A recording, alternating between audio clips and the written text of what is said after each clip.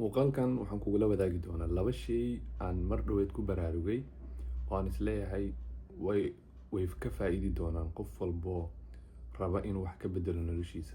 Assalaamu calaykum, magacaygu waa Maxamed. Kusoo dhawaad YouTube channelkan.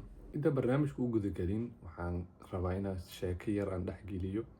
Maalin dhoweed waxaa dhacday bank account-gayga oo fiirinayo gymka qolada gymka waxay ka goosteen lacag ka badan intii ay ka goosan jireen. Marka waxay tiri bal wac fiiri sababta ay ku dhacday ma qalad dhankooda ah. Ka gadaal anigoo wicina waxay igu soo dhacday marka sug sanadka dhammaadkiisa lagu jiraa, waa bishii ugu dambeysay. Marka xiliyadan oo kale sanadkii membershipka way qaaliyeen, waxbay ku daraan.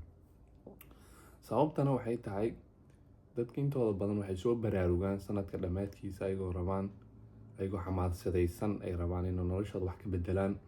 Marka noloshooda wax ka bedelid waxaa ka mid ah marka inay gym isku qoraan. Haddii qofka cayilan yahay cayilka iska dhimo, haddii sidoo kale uu caati yahayna miisaan uu isku daro. Marka intooda badan waxay ka faa'iideystaan marka xamaasadaas oo xilliga dhammaadka ah.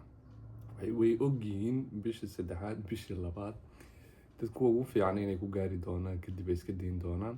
Barnaamijka u guda galo waxaan isleeyahay labada shay oo aan mar dhow aan ku baraarugay oo laga faa'iidi karo haddii aad rabtid noloshaada inaad wax ka bedeshid ama ahdaaf aad leedahay inaad gaartid. Qodobka koowaad waa caadooyinka. In caadooyinka aad iska saxdid.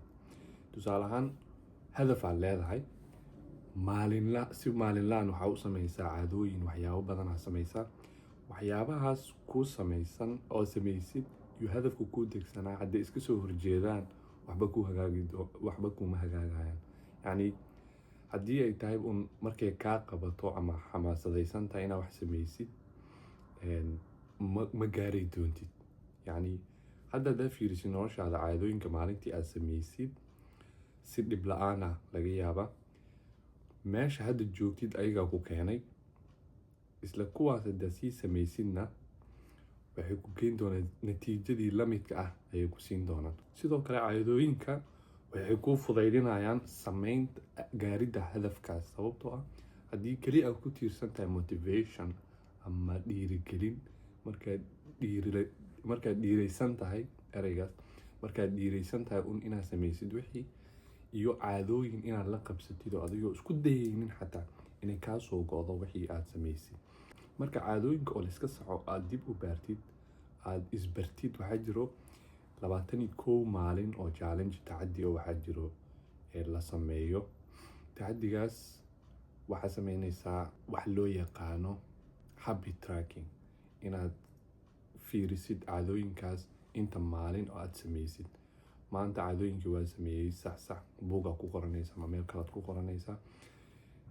Marka inaad isku daydid isbartid badanaa waxay dhahaan 21 maalin caado ku dhisantaa.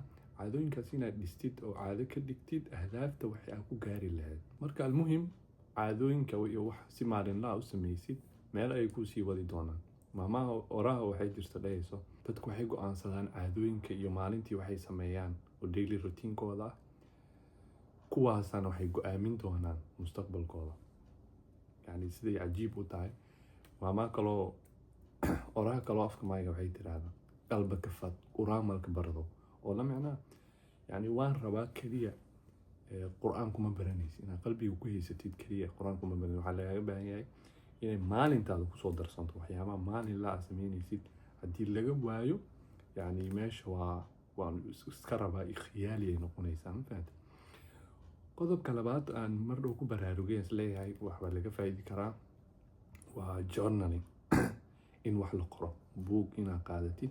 Qasab maaha inaad buug soo gadatid oo cusub markaas mid oo aan isticmaali jiray oo guriga iska yaalay waraaqadaha ka jarjaray aan ku bilaabay. Marka muxuu ka caawin karaa asaga wuxuu ka caawin karaa inaad ku qoratid ahdaaftii aad lahayd iyo siyaabaad ku gaari karto iyo maxaa ku hagaagay noloshaada siday tahay, waxaad dareemaysid, aragtiyooyinka kugu soo dhacay, waxyaabo badan aad u isticmaali kartaa. waa xisaabiyahaaga oo dhan isku xisaabinaysaa. حاسبوا أنفسكم قبل أن تحاسبوا. صومهن حسابي يعني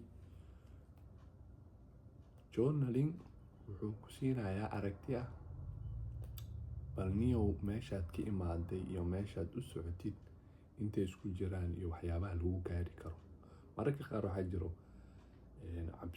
cabsiyooyin iyo aragtiyo aad haysatid oodan ogeyn meelay kaa soo galeen, aadna u haynin qaacidooyin iyo qeexitaan iyo aada u haynin.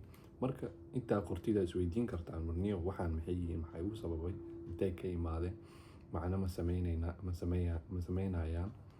Waxyaabahaas oo dhan ayaad ku ogaanaysaa journalinka. Muuqaalka intaas kusoo koobaya. aad iyo aad u mahadsantahay ilaa dhamaadka haddaad soo gaartay. haddii wax unaad ka faa'iiday muuqaalkan like saar. aad iyo aad u mahadsantahay. Assalaamu calaykum.